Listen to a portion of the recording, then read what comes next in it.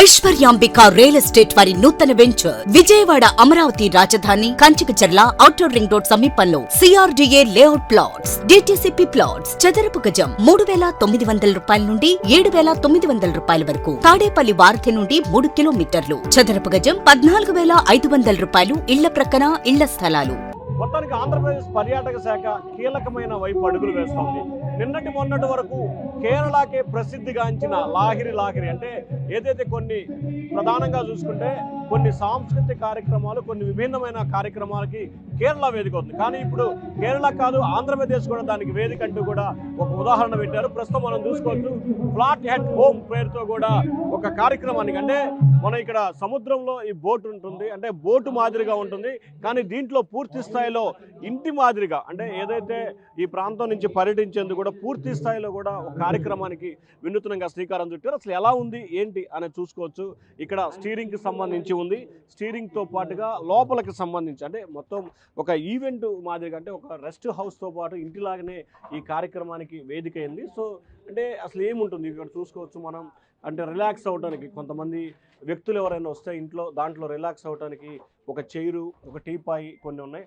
అలాగే లోపలికి సంబంధించి ప్రధానంగా ఇంకొన్ని కార్యక్రమాలకు కూడా, అంటే బెడ్ టీవీ వీటన్నిటికి సంబంధించి మరొక రూమ్ లాగా, అంటే కంప్లీటెడ్గా కూడా ఇది ఒక ఇంటికి మాదిరి తలపించే మాదిరిగా బోట్లోనే ఇంటిని నిర్మాణం చేపట్టిన పరిస్థితి చూసుకోవచ్చు. అంటే ఇంటి వాతావరణాన్ని తలపించేలాగా ఇక్కడ మొత్తం ఉంది. సో మళ్ళీ ఇక్కడ ఇంకొకటి ఉంది లోపల కూడా. సో ఇక్కడ నుంచి బోటు, సో మొత్తం మీద అంటే బోట్లోనే వాటర్కి సంబంధించి ఎండ్ ఆఫ్ ది ఇక్కడ చివర బోటుకి సంబంధించి మెషినరీ కావచ్చు, మిగిలిన వాటికి సంబంధించి కావచ్చు, ఇక్కడ వీటన్నిటికి కూడా వేదికైన పరిస్థితి. అంటే ముఖ్యంగా చూసుకుంటే బోటుకు సంబంధించిన ఆ బోట్లోనే ఒక ఇంటిని నిర్మించిన పరిస్థితి చూసుకోవచ్చు. సో బెడ్ అంటే ఒక ఫ్యామిలీకి సంబంధించి బోట్లో విహరించడానికి పూర్తి స్థాయిలో అనువుగా ఉన్నది ఈ కార్యక్రమం, ఈ వేదిక అని చెప్పుకోవచ్చు. సో ఇక్కడ చూసుకుంటే వాష్రూమ్ కూడా ఇక్కడ ప్రత్యేకంగా ఏర్పాటు చేసిన పరిస్థితి కనిపిస్తూ ఉంది. సో ఒకవైపు అమరావతి పర్యాటక శాఖకు సంబంధించి అభివృద్ధి చెందుతూనే ఇంకొక వైపు సాంస్కృతిక పర్యాటక రంగాన్ని విభిన్నమైన రీతిలో చూసుకోవచ్చు. వాష్రూము అలాగే స్నానం కోసం, అంటే ఏదైతే మనం 5 స్టార్ హోటల్స్కి వెళ్ళినప్పుడు 5 స్టార్ హోటల్స్లో ఏ రకంగా అయితే ఉంటుందో అదే రకమైన వాతావరణాన్ని తలపించే రీతిలో ఈ బోట్లో మొత్తం సెట్టింగ్ చేసిన పరిస్థితి మనం ప్రత్యేకంగా చూసుకోవచ్చు. ఇక ప్రధానంగా చూసుకుంటే ముఖ్యంగా ఇటువంటి అనుభూతులు పొందాలంటే గతంలో కేరళ లాంటి ప్రాంతాలకు వెళ్ళొచ్చు, కానీ ప్రస్తుతం అమరావతిలోనే దీనికి వేదిక అయింది. ప్రస్తుతం నిర్వాహకులు ఉన్నారు. సార్ ఏంటి అసలు దీని ప్రత్యేకత ఏంటి, దీని యొక్క కార్యక్రమం ఏంటి, ఏ రకంగా ఉంది సార్? ఇది వచ్చేసి ఫ్లోట్ హోమ్ అండి. ఇది వచ్చేసి మన సిఓ గారు గుమ్మడుపు పాపారావు గారు, he's an NRI from Florida. ఆయన ఏంటంటే ఆ టెక్నాలజీని ఇక్కడ యూజ్ చేస్తున్నారు. ఈ మొత్తం దీని కింద ఉన్న పాంటూన్స్ కానీ ఏదైనా కానీ ఇది మొత్తం పేటెంట్ రైట్స్ ఉన్నాయి ఆయనకి. ఆయన ఇక్కడ రైట్స్ తీసుకున్నారు. మొత్తం ఆయన ఓన్ మ్యానుఫ్యాక్చరింగ్. ఇది వచ్చేసి మనం ఆంధ్రాలోనే మనం మ్యానుఫ్యాక్చరింగ్ చేస్తున్నాం. అది కూడా మన విజయవాడకి దగ్గర ఏకొండూరులో. ఏ రకంగా వినియోగిస్తూ పోతుంది? ఇది వచ్చేసి మనకి పర్యాటక శాఖకి మనకు ఎలాగో మేము ఒక 10 years నుంచి టూరిజంతో టైఅప్ అయ్యే ఉన్నాం. ఇంకా దాన్ని ఇంకా బూస్ట్ చేస్తానికి ఇంకా మనకి ఏం కావాలంటే మెయిన్ సిఓ సార్ది మనకు ఏంటంటే మనకి ఇంకా ఆంధ్రప్రదేశ్లో అన్ని. దీని ప్రత్యేకత ఏంటి అసలు? ఈ బోటు ప్రత్యేకత ఏంటంటే మన ఒక లగ్జీరియస్ ఫ్లోట్ హోమ్ ఇది. ఈ ఫ్లోట్ హోమ్లో మీకు కావాల్సిన అన్ని సౌకర్యాలు ఇక్కడే ఉన్నాయి. మీకు కేరళకి వెళ్ళే అవసరం లేదు. ఇంకా ఇదన్నీ మాకు 11 లొకేషన్స్ ఉన్నాయి. ఈ 11 లొకేషన్స్లో ఇదన్నీ ఇప్పుడు అందుబాటులో ఉంటాయి మీకు. అంటే ఇక్కడ నుంచి ఎక్కడికి వెళ్ళడానికి ఫెసిలిటీస్ ఇప్పుడు ఇది 24 hours మీకు ఒక మీరు రెంట్ చేసుకోవచ్చు, అలాగే రూమ్ ఫెసిలిటీ. ఇంకా దాంట్లో ఏంటంటే 2 o'clockకి చెక్ ఇన్ ఉండేది, ఆఫ్టర్ 12 o'clockకి చెక్అవుట్ ఉండేది. అలా మీకు 2 hours ఒక రైడ్ ఉండేది. దీంట్లో సన్సెట్ పాయింట్ ఉండిద్ది, అది చూపెడతారు. మళ్ళీ సన్ రైజ్ చూపెడతారు. ఇంకా దీంట్లోనే మీరు ఒక ఫ్యామిలీతో ఇది 5+2 ఇది అంటే 7 members దీంట్లో మంచిగా ఎంజాయ్ చేసుకోవచ్చు ఒక 24 hours.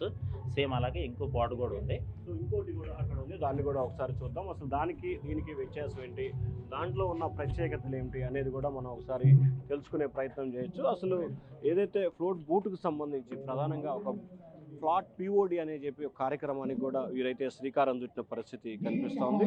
సో అంటే ఈ కార్యక్రమం ప్రధానమైన ఏజెండా ఏంటి, ప్రధానమైన ఉద్దేశం ఏంటి అనే దానికి సంబంధించి కూడా ఇక్కడ చూసుకోవచ్చు. అంటే బోటు మాదిరిగా పూర్తి స్థాయిలో స్టీరింగ్ను కూడా ఇక్కడ ఏర్పాటు చేశారు.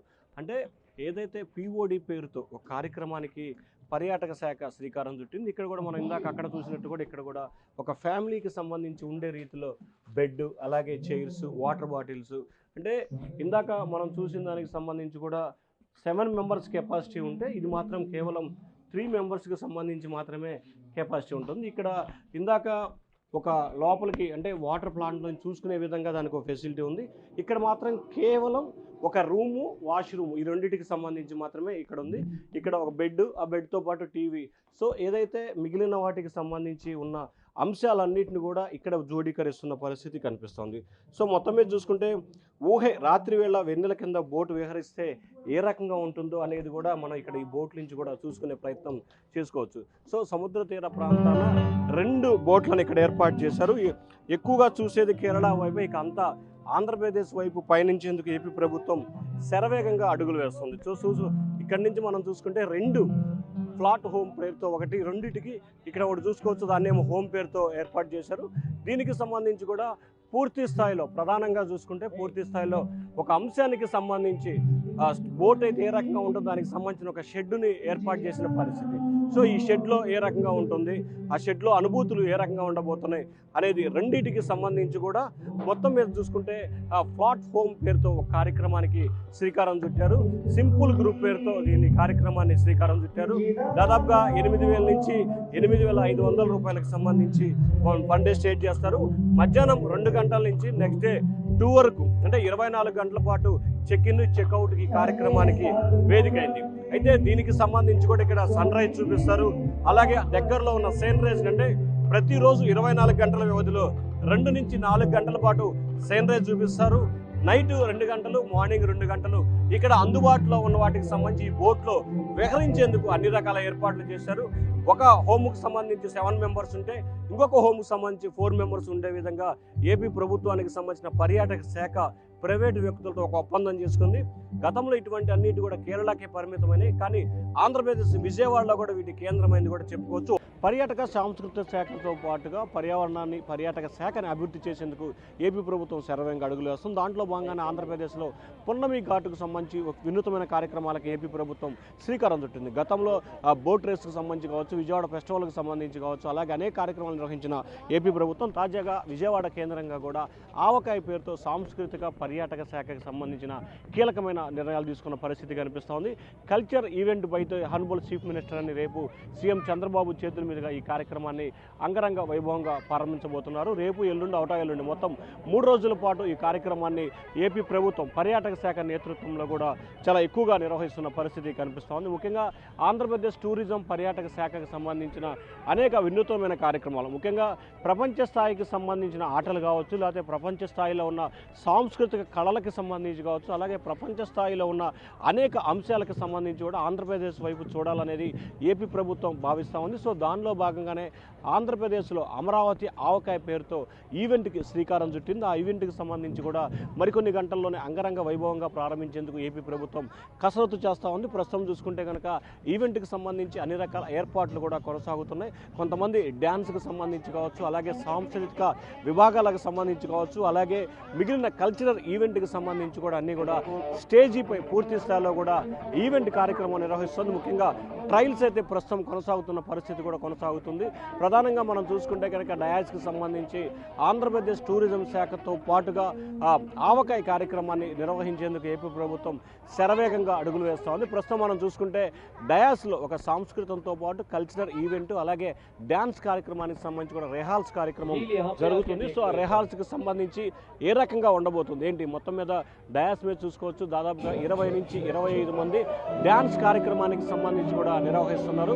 సో ట్రయల్ రేపు ఏ రకంగా ఉండబోతుంది, ఏ రకంగా డ్యాన్స్ ఈవెంట్ని చేయాలి, సో ఎటువంటి కార్యక్రమాలు కొనసాగించాలి అనే ఉద్దేశంతో డ్యాన్స్ ఈవెంట్ కార్యక్రమానికి ప్రభుత్వం శ్రీకారం చుట్టింది. సో దానిలో భాగంటే ఈవెంట్ ఆర్గనైజర్స్ వీటన్నిటికీ కూడా శ్రీకారం చుట్టిన పరిస్థితి కనిపిస్తూ ఉంది. సో మొత్తం మీద చూసుకుంటే ఆంధ్రప్రదేశ్ ప్రభుత్వం నిర్వహిస్తున్న ఆవకాయ పేరుతో కూడా సాంస్కృతిక పర్యాటక శాఖకు సంబంధించి అనేక కార్యక్రమాలు నిర్వహిస్తున్నారు.